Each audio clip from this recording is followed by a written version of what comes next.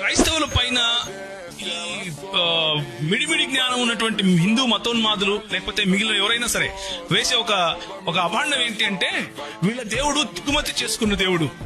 వీళ్ళ దేవుడు ఎక్కడి నుంచి? ఇశ్రాయేల్ నుంచి దిగుమతి చేసుకున్నారు. దేవుళ్లను దిగుమతి చేసుకోరు. దేవుడు దేవుడై ఉంటాడు.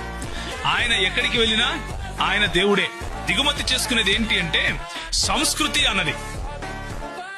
సాంస్కృతికంగా culture by definition is dynamic.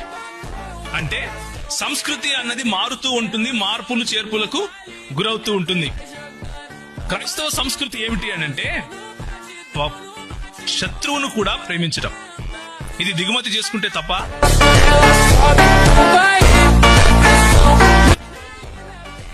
క్రైస్తవ సంస్కృతి ఏమిటి అంటే నిన్ను వలే నీ పొరుగువాన్ని ప్రేమించడం. ఇది దిగుమతి చేసుకుంటే తప్ప. ఎందుకు ఓర్చలేకపోతున్నావు అంటే నేను వీడిని కొడితే వీడు నన్ను ప్రేమిస్తున్నాడు అని నువ్వు తట్టుకోలేకపోతున్నావు. అది నీ బాధ. నీ బాధ ఏంటంటే ఇలా చేస్తే అందరూ సమానమైపోతారు కదా, విభజించి ఎలా పాలించాలి అనేది నీ బాధ.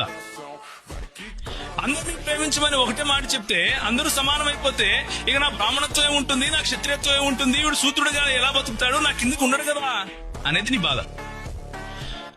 సో నీ బాధ కోసం మేము బతకం, సత్యం కోసం మేము బతుకుతాం.